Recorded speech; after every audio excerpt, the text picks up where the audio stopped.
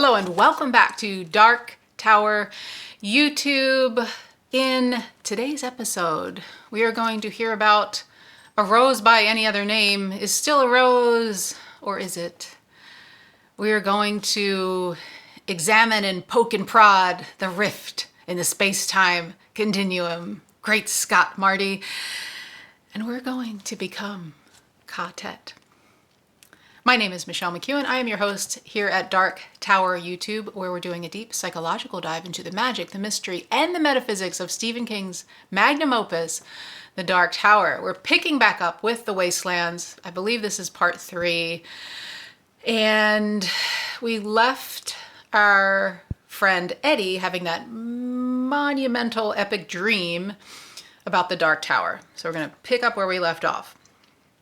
Two things very quickly. Number one, I realized I made a mistake. Nobody corrected me in the comments, so maybe nobody's listening or maybe you didn't know, but I'm going to correct myself. And when we were talking about Eddie in the clearing with the bear coming, I was like, oh, he's going to grab Roland's gun. No, he's not. The gun's not there. Yes, it was. And I'm bringing this up not just because I made a mistake, it happens, but because I think that just lends more information to us about who Susanna is.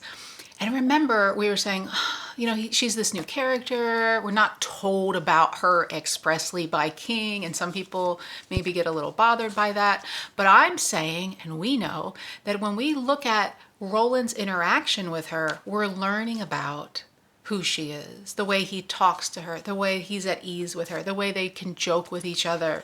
And he can be a very serious teacher as well. And we said he gave her his gun. And that's a big deal, telling us how much he trusts her. But he left the other one back at camp. So I feel like that just doubles down on his trust and respect for Susanna. He gave her his one gun and then left the other one back when they went off together. So that's why I'm kind of re-bringing that up here. The other thing is that I forgot to talk about, or maybe I just ran out of time, the dream of Eddie in the field of roses. The tower's there. There's this black cloud, darkness stuff coming out and kind of coming for him. And we're told it's going to take him. It's going to swallow him whole, and it's going to take him into the darkness, and the world of light will never see him again. Something like that. This reminds me of two pop culture things. One, because I'm rewatching Lost, and J.J. Abrams, and maybe Lindelof, am I saying his name right? Maybe they were connected to a Dark Tower project. I mean, they were, at least, how do I know? This is like internet rumors, but like they were kind of trying to think about if they were gonna adapt the Dark Tower for a show or TV or movie, something. Obviously that never happened, but because of that rumor, we go, aha, they're fans of Stephen King and the Dark Tower. And so when we have this black smoke monster in Lost kind of coming at our protagonist, similar, maybe it's a bit of a stretch, but just throwing it out there.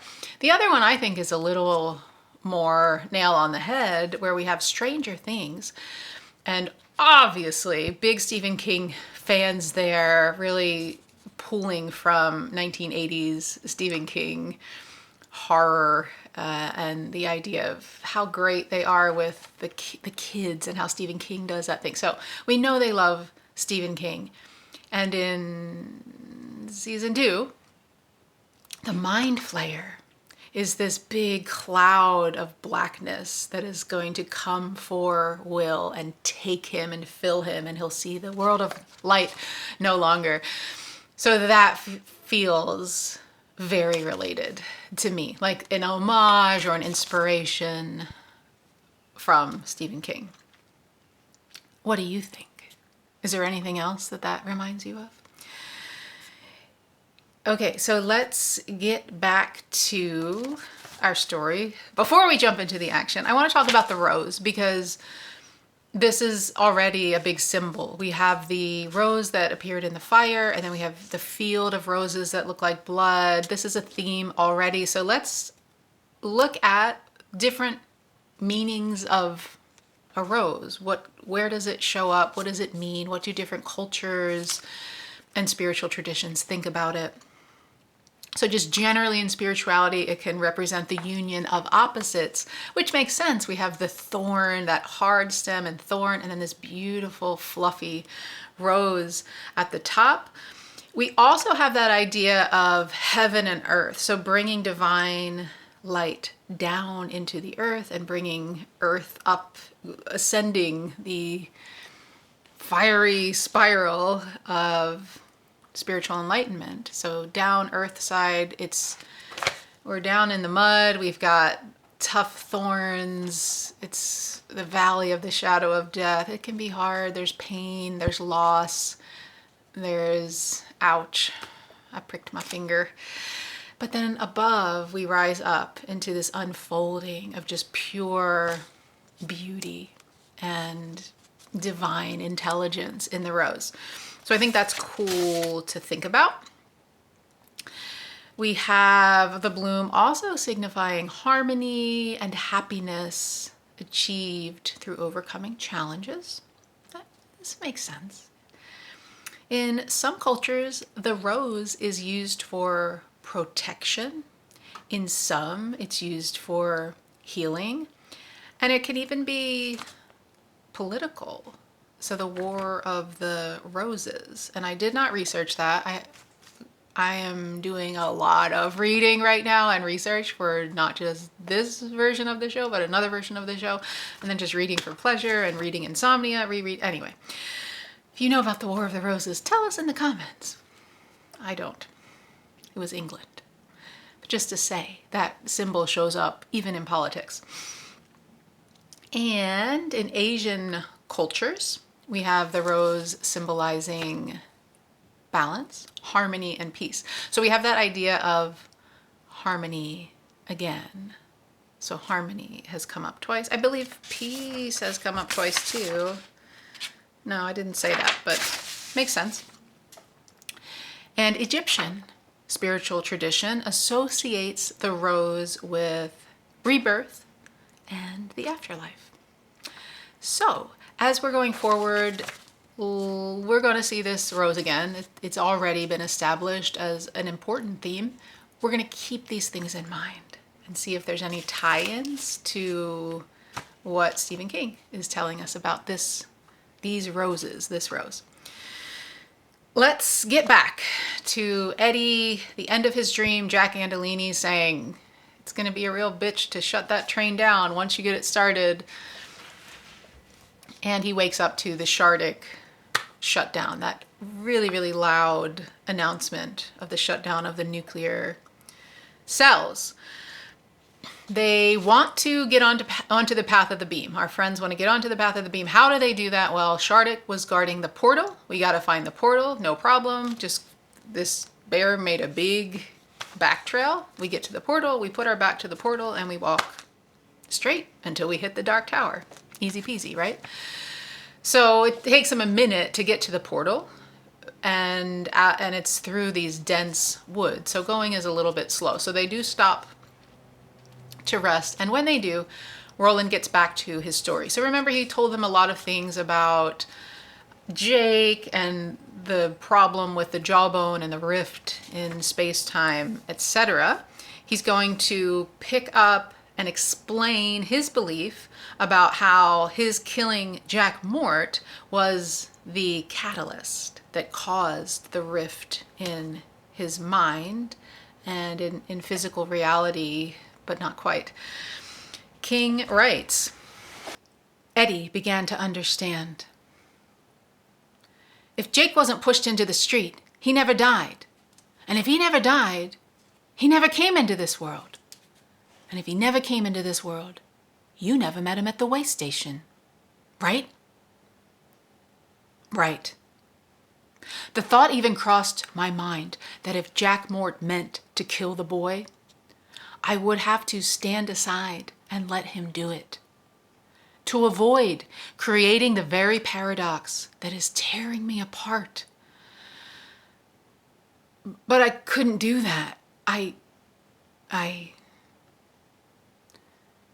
You couldn't kill this kid twice, could you? Eddie asked softly. Every time I just about make up my mind that you're as mechanical as that bear, you surprise me with something that actually seems human. God damn. Quit it, Eddie, Susanna said. Eddie took a look at the gunslinger's slightly lowered face and grimaced.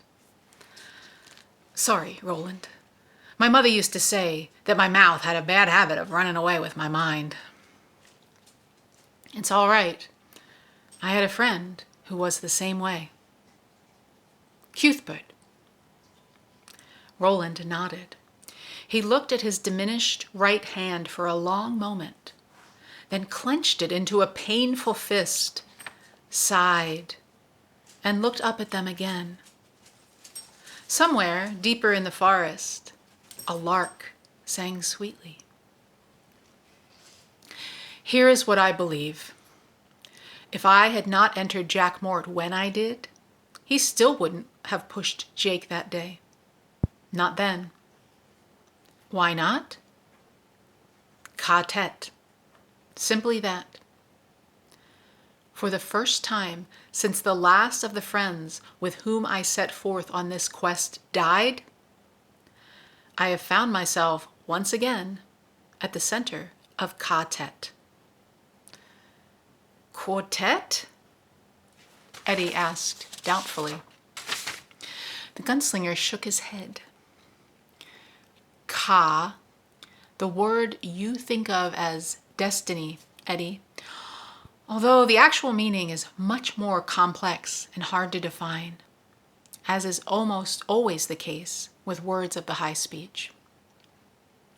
And tet, which means a group of people with the same interest and goals. We three are a tet, for instance. Ka-tet is the place where many lives are joined by fate. Like in the bridge of San Luis Rey, Susanna murmured. What's that? Roland asked. A story about some people who died together when the bridge they were crossing collapses. It's famous in our world. Roland nodded his understanding. In this case, ka-tet bound Jake, Walter, Jack Mort, and me. There was no trap, as I first suspected when I realized who Jack Mort meant to be his next victim.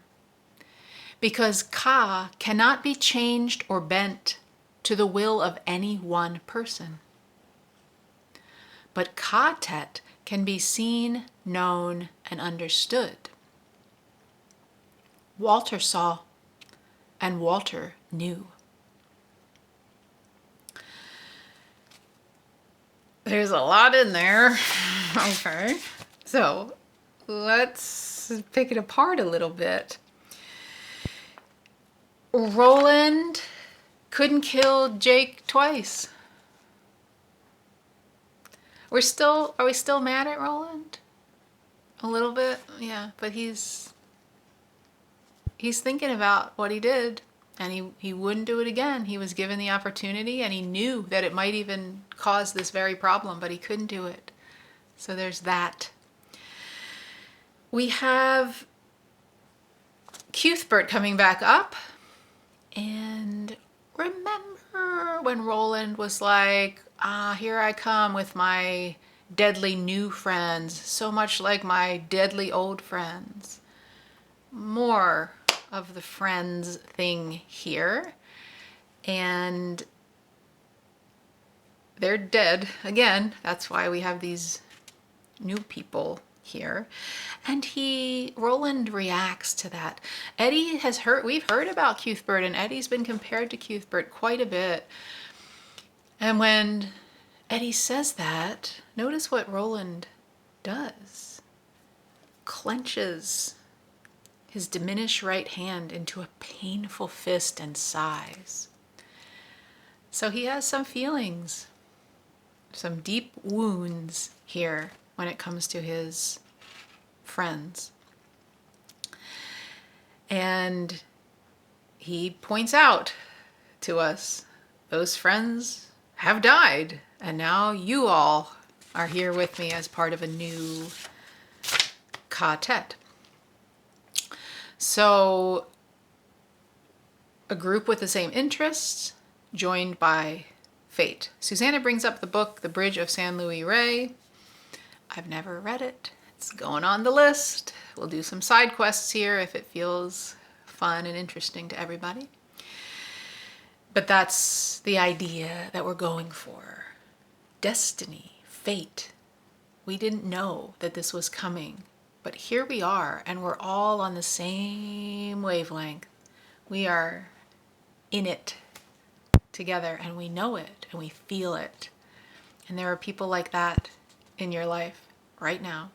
And there are people that you meet that you know, this is somebody important to me, and something is going to change in me because of my relationship with this person, no matter how long it lasts. That's what we're talking about. Super cool. And Roland admitting he was wrong again and saying, I thought it was a trap. It wasn't. This was ka-tet. And this part is kind of mind-bending. According to Roland, ka cannot be changed or bent to the will of any one person. So that's kind of like, well, it's written and so it is. But the whole thing here is like he did. Jack Mort was meant to push Jake. So we had that ka-tet of Walter, Jack Mort, Roland, etc. He did push Jake in another timeline. And now Roland has prevented that from happening. Roland, one person, kind of diverting Ka. Or was it Ka that he do that? But I would say no, because otherwise Jake would never have ended up in our world. So what? Like, is that's reminding me, if you've read 11/22/63 by Stephen King. I'm not going to give I don't want to give any major spoilers, but there's a similar idea here of what the question of, can I, one person, alter the course of history? And if I do, what does that look like? It's not always what we expect, maybe. Read that book. I just watched the movie or the miniseries. If you've seen that and you're like, I don't know about this, it's really not very much like the book at all. Otherwise it would have had to have been 5 seasons, which I think all of us would have loved, but no. Stay on track, Michelle. Okay. Right, so cannot be changed by any one person. Again, but isn't that what happened? And then can be seen, known, and understood. So although we can't change it, although I think you did, Roland, but that seems to be like the general idea. It's very hard to change, maybe, but we can see it, we can feel it, we can understand it. And he's saying Walter did. He knew what was up, but I didn't. And that's why I thought it was a trap. So just a lot going on in there.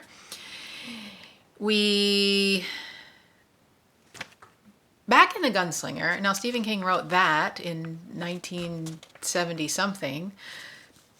And then this book is in 1991.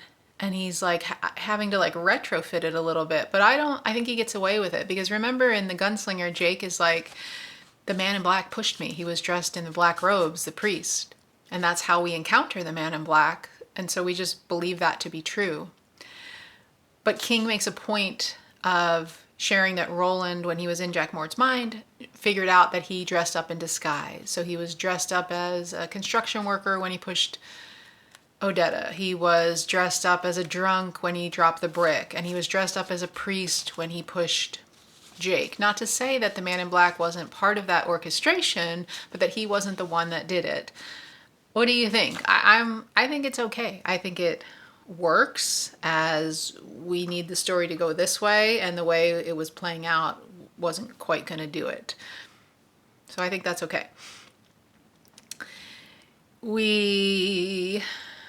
Let's move back into this conversation. Okay.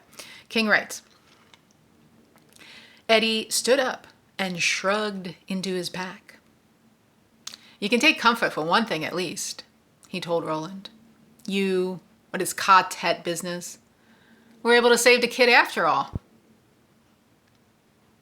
Roland had been knotting the harness strings at his chest. Now he looked up, and the blazing clarity of his eyes made Eddie flinch backward. Have I? He asked harshly. Have I really? I'm going insane, an inch at a time, trying to live with two versions of the same reality. I had hoped at first that one or the other would begin to fade away, but that's not happening. In fact, the exact opposite is happening. Those two realities are growing louder and louder in my head, clamoring at each other like opposing factions, which must soon go to war. So tell me this, Eddie. How do you suppose Jake feels? How do you suppose it feels to know you are dead in one world and alive in another? Lots of empathy for Jake here from Roland. So he's inching up that redemption mountain. It's a big change from where he was back in the Gunslinger. He loved Jake. He did want to care for him, but he kept pushing that away, pushing it down, ignoring it, turning his back to it. I have to sacrifice for the greater good. But he is truly concerned for Jake in this moment. And Roland's empathy makes us have some empathy for Jake. We haven't thought about him too much. He has not been very present in the story. And he was pushed in the one world, then he died, and then he lived in Roland's world for a few weeks, and then he died again, going where? Other worlds, exactly? We don't know. But that's a lot of dying to have on one's mind. So I would say, it's not even like he's dead in one world and alive in another. He's actually dead in two worlds and alive in another and maybe another. So it's a little bit mind-bendy there. We like it. Our ka-tet camps and moves on. They're almost to the portal now. Guarding the portal, they find these creepy little mechanical animals going in a circle, kind of wearing their way into the ground. And Roland tells Eddie to shoot them. So this is Eddie's shooting lesson. We get to see what he is doing as a gunslinger. We hear the gunslinger manifesto, credo. What does King call it? I can't think of the word. I always forget what King calls it. But we hear that again, and it's Eddie's turn. And just like Susanna, he doesn't 100% hit all of the targets, but he clips the last one. So the little weird mechanical rat gets clipped, and it gets pissed off. I guess, Shardik was sentient and could think about things and knew who the enemy was and had ideas about why. So this little rat robot is hit but not destroyed and is like, oh, I'm gonna get you. So he turns and makes a beeline for Susanna, not for Eddie. I don't know why, because she's closer to the ground, who knows. And Eddie's like, shoot it, Roland. And Roland's just like, mm-hmm. And Eddie kicks it instead of shooting it. And then he's gonna get super mad at Roland for not intervening. And he actually points his gun at Roland. We've seen Eddie get mad like this before. So we're seeing that again. So Eddie is like, you asshole. I would kill you if there were bullets left in this gun. And this echoes Susanna's anger and hurt. Susanna was more hurt. Like, she was angry, but there was a lot of hurt in her heart, the way that Roland was teaching her how to shoot. Eddie's just raging angry. But this is what Roland's trying to do, is to bring up these feelings and like hone them in to the mind being the thing that's shooting. So Roland has intended to do this yet again. The next thing that happens in this scene surprises everybody, including us. So here's Eddie complaining about the way that Roland manipulates, in their opinion, which I think is fair, in order to teach the lesson. King writes, "Him and his lessons, him and his goddamn lessons." He turned to Roland. "I tell you, for 2 cents. Roland's mildly interested expression suddenly changed. His eyes shifted to a point over Eddie's left shoulder. "Down!" he shouted. Eddie didn't ask questions. His rage and confusion were wiped from his mind immediately. He dropped, and as he did, he saw the gunslinger's left hand blur down to his side. "My God," he thought, still falling. "He can't be that fast. No one can be that fast. I'm not bad, but Susanna makes me look slow, and he makes Susanna look like a turtle trying to walk uphill on a piece of glass." So I pull that out because it's fun. I love Roland, but I love the idea of his mildly interested expression when Eddie's so angry, pointing a gun at him, and Roland is mildly interested in that whole thing. That's hilarious to me. But he is a gunslinger, and he knows, he is trained to have the gunslinger in him take over when danger is afoot. It reminds us of that in Roland. We haven't seen that since the shootout at Balazar's. We haven't seen any real gunfighting or gun action here. So here it is, Roland Deschain, fastest gun in the West, at it again. And Eddie also pointing out that Susanna's a better shot than Eddie. So that's, I guess, true. Also, Eddie just obeys. So Roland has this authoritative command in his voice where it's instant. There's no, what's happening? What's going on? No, Eddie just drops. So I think that's cool as well. And also telling us about their relationship and their training and their ka-tetness. This is our leader, and when he speaks, I respond immediately, no questions asked. So that's kind of cool too, right? After this encounter, we get Eddie telling Roland, much like Susanna did, that he's not quite sure about being a gunslinger. King writes, "What if I told you I don't want to be a gunslinger, Roland, old buddy?" "I'd say that what you want doesn't much matter." Roland was looking at the metal kiosk, which stood against the rock wall, and he seemed to have lost interest in the conversation. Eddie had seen this before.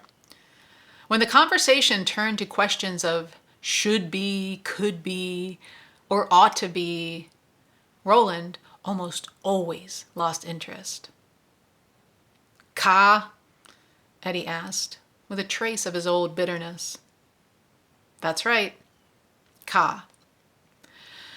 Roland walked over to the kiosk and passed a hand along the yellow and black stripes which ran down its front. "We have found one of the 12 portals which ring the edge of the world, one of the 6 paths to the Dark Tower, and that is also ka."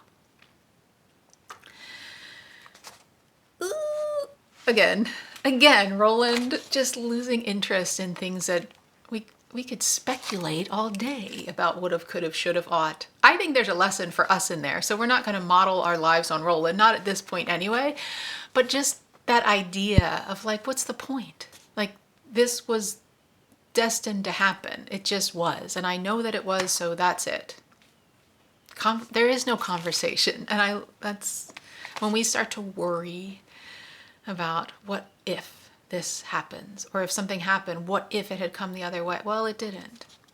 So take that, bank it, move forward. Roland's like, oh, here's the portal. Why are we talking about that? Something for us in there to look at and perhaps stop worrying so much or fretting so much about all of the ifs. Somebody somewhere said that worry is a form of prayer, and I like that. I try to remember that. We're at the portal, so we're making big strides in this book. Now we had 2 whole books where we're just learning who Roland is. We had the death of Jake. We're picking up some new characters, but not really knowing anything about the tower, how we get there, what it is, what we're doing, and we're making some real progress here. So appreciate that. I appreciate that in the Wastelands.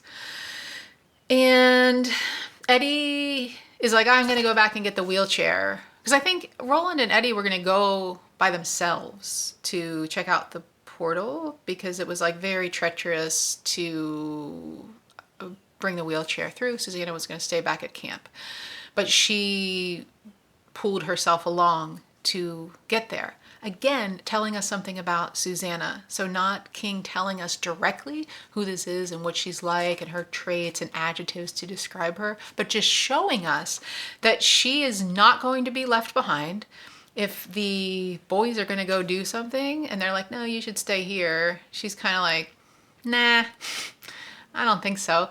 Even if getting there is going to be very, very difficult for her on her own, on her hands and knees. And I believe when she gets there, they didn't even hear her coming up behind them.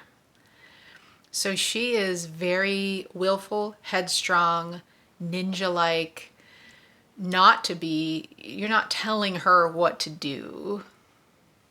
So that authority in Roland's voice, and maybe he didn't use it enough to tell her to stay at the camp, but she's going to do what she's going to do. So we'll watch that trait going forward.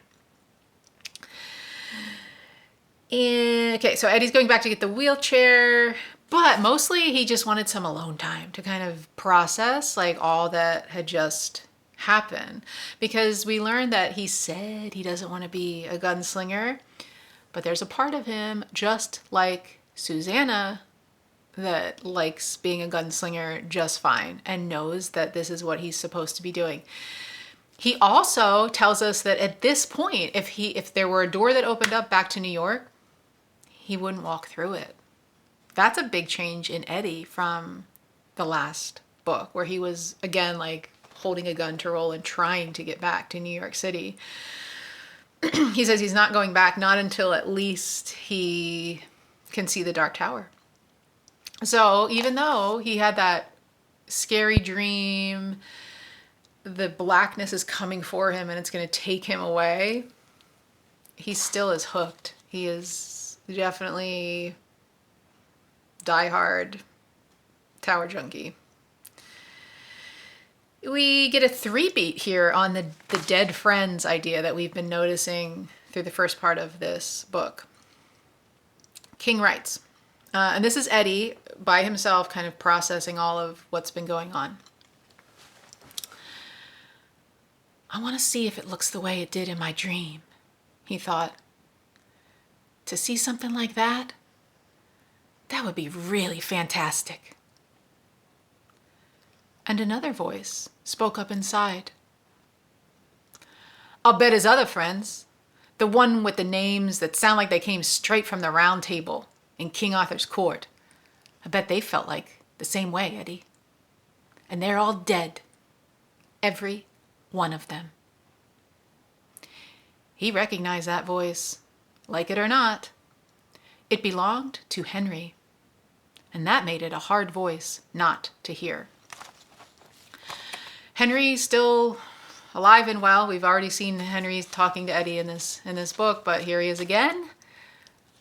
And this time he's not wrong. And we have been reminded about Roland's old friends, his old ka-tet, again and again, more so in this story. And they're all dead. They're gone. What does that mean for this new group? Are we doomed? Can they do something that undooms them? If they are doomed, can Roland do something that changes the course from what happened before? But King very intentionally telling us this guy's friends are all dead, all of them. And now he's got new friends. All right, so let's check out the portal. So this part is very fun. Roland tells Eddie and Susanna that the portal that they found is where one of the beams starts. So so this is the first time he's mentioning the word beams. I think I've already used it in this episode, but when he told them before, he drew the lines, but I don't think he used the word beams. Capital B, super fun. King writes, "The old ones didn't make the world, but they did remake it. Some tale-tellers say the beams saved it. Others say they are the seeds of the world's destruction. The great old ones created the beams. They are lines of some sort, lines which bind and hold." "Are you talking about magnetism?" Susanna asked cautiously. His whole face lit up, transforming its harsh planes and furrows into something new and amazing. And for a moment, Eddie knew how Roland would look if he actually did reach his tower. Yes, not just magnetism, but that is a part of it, and gravity, and the proper alignment of space, size, and dimension. The beams are the forces which bind these things together. "Welcome to physics in the nut house," Eddie said in a low voice. Susanna ignored this. "And the Dark Tower? Is it some kind of generator? A central power source for these beams?" "I don't know." We get the beams, so that's pretty cool. Magnetism, alignment, space, size, dimension. Did the great old, how were they able to do that? They didn't make the Dark Tower, or did they? And Susanna's like, is it coming from the tower? And they just like put up some kind of receptor? Or is it coming from the portal to the tower? Roland doesn't know, so we don't know. Interesting to think about. And the idea of ley lines, and if you drew these lines around the planet, which people have done, and then they go this way too, and that there's just specific areas of more magic in different places in the world, depending on where they lay, and there's all kinds of spiritual maps of these sorts of things. And then you find these very interesting places with like these deep histories rooted in mythology and religion and spiritual tradition, and creating great natural beauty, great works of art, are perhaps on some path of some beam somewhere in some level of reality. It reminds me of that, these beams. Eddie wants to know, if they follow the beam, how long is it going to take them to get to the tower? Roland doesn't know again, but he says the distance is growing farther every day. Roland says that what used to be 1,000 miles from Gilead to the Western Sea has taken him over 20 years to cross. He says that the world is growing. King writes, everything in the world is either coming to rest or falling to pieces, he said flatly. At the same time, the forces which interlock and give the world its coherence in time and size, as well as in space, are weakening. We knew that, even as children, but we had no idea what the time of the end would be like. How could we? Yet now, I am living in those times.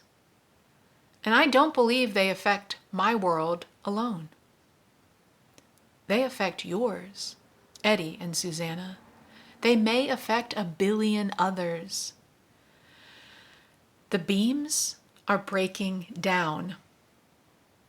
I don't know if that's a cause or only another symptom, but I know it's true.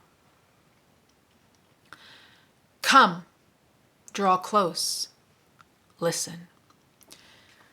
But before we do that, let's go back and think about that. Everything in the world is coming to rest or falling to pieces.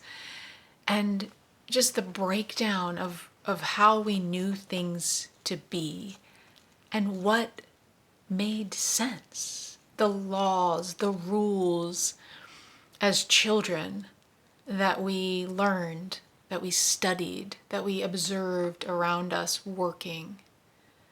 Later in life, we're seeing it's not that way anymore. And was it ever that way is a big question to ask. Is it that we're different and see it differently? Because remember, in Gilead, Roland and his friends, I think, lived a pretty charmed life as children of the aristocracy and gunslingers in training. But we know of this political unrest and, of course, Martin betraying the king of Gilead, and I think even going up into the balcony in the Great Hall, it was already starting to kind of be a little dangerous and cobwebby. So I don't know the answer to this question, but I think we always like to, at Dark Tower YouTube, just kind of reflect back on what does that look like for us? What about in our life? What about psychologically? What are the beams that are disintegrating, that are falling apart? And is that something that's causing the problem? Some kind of breakdown extra physically that's manifesting as the problems? Or is it just a symptom of people fucking up and making the world a dangerous, unstable place? And we feel like maybe it's end times, and now we're here we are in it. Just fun to think about. No answers, of course. Okay. So they're at the portal, and he's saying, come, draw close, listen. Eddie is walking up to this portal, and he starts thinking about this abandoned house near where he grew up called the Mansion. It sounds like a pretty stereotypical, traditional haunted house. You can picture it whenever you had to color those things in school around the time of Halloween, and there would be the haunted house, and it was kind of this Victorian 3 or 4 story dealie with a weather vane on top, and the not the shingles, the siding has a certain look to it, the windows have a certain look to it, the front porch has a certain look to it. And that's kind of what we're hearing about Eddie is imagining. And it was the neighborhood spooky place where you would go and be kind of scared to look at it because it felt haunted, and Henry took him there. And when he was there in the presence of this mansion, he had some extra strong physical feelings about the evil kind of seeping out of the place to him. That's interesting because we're seeing Eddie in this book really getting his psychic powers like kicked up through the roof and just experiencing so many extra physical things and epic dreams. And we're being told that when he was there, it wasn't like he was scared. He was having sensations in his body about evil seeping out of this, like the vibe of evil, the extra physicality of evil of this spooky place.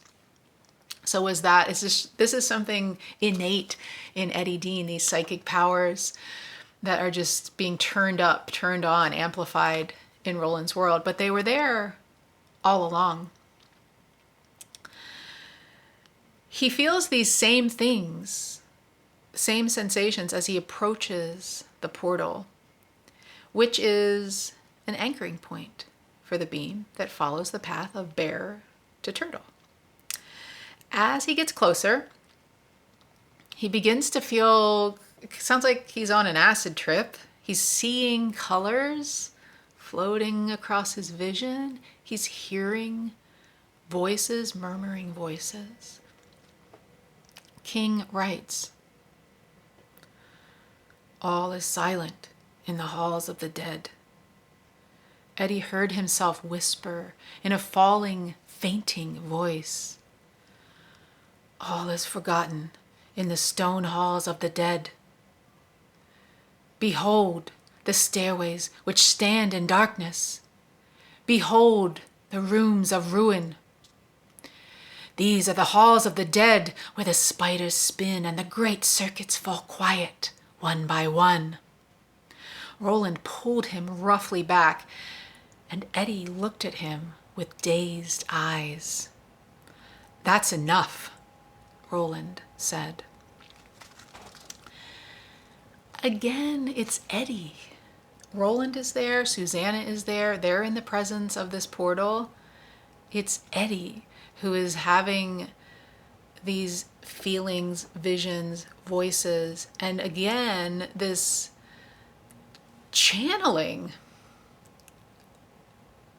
Eddie doesn't talk like that. And we heard him doing that back with, "Behold, the way to the tower is opened."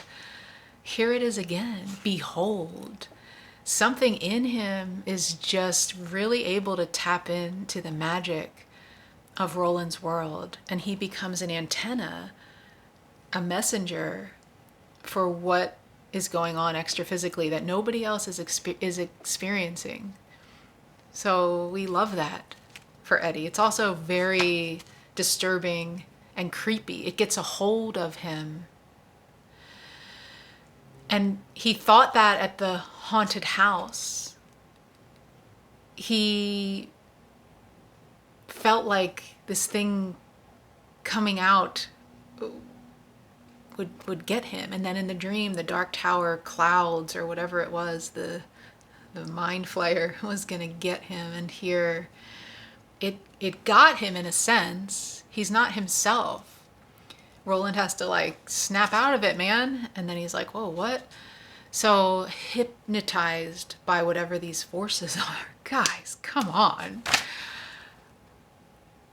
There are people out there that say, I don't know, I think this book is kind of boring. What? No way. This is boring. This is the most interesting stuff. It's all very interesting, but I love this.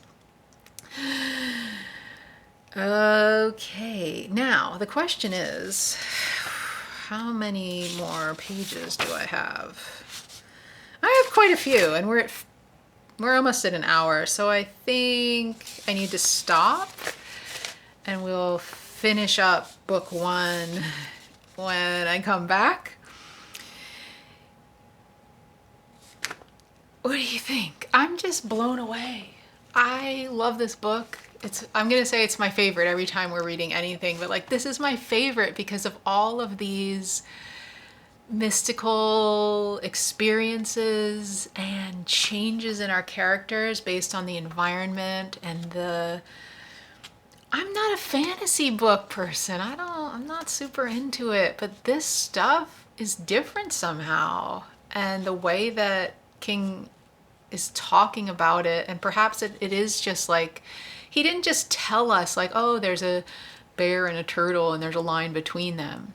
No, it's like that bear we met first thing, and we got into his mind and we had empathy for the bear, even though we had to kill him. And so I feel like the way that King is writing fantasy, it's working for me in a way that I've never read a fantasy series before and had it work for me. Give me your recommendations in the comments. I've looked at some of those, I've tried to read some of those, and I just am not hooked in the way that I am here. Ka. All right, Dark Tower people, are you still listening? I love you so much. Tell me that you're still listening in the comments. You listened to the whole thing and you can't wait until we get back with our friends, our ka-tet in the wastelands. Next time, hey, are you listening to, this is if you have already finished the series, but my friend Ash and I that I met through doing this channel, we're doing some big deep dives on the Man in Black. We're going to be doing some bonus episodes on wacky theories that are out there that we think have some evidence in the text, so we'll be on the lookout for that. She just got an awesome new microphone, so our sound has been leveled up. I'm trying to look into how to do this on podcast level. Guys, I'm really good at reading and thinking and analyzing. I am not good at technology, but I need to get a little more proficient. If there's anybody out there listening who knows about equipment, podcasting, like what do I do to make that happen? How easy is it? Really easy and I'm just stupid, or like is it really hard? And then there's probably everything in between. Anyway, reach out to me, comment, we can get in touch. You can email me at realityremixradio, all one word, at Gmail. Let's talk. I love you all. Until we meet again, long days and pleasant nights.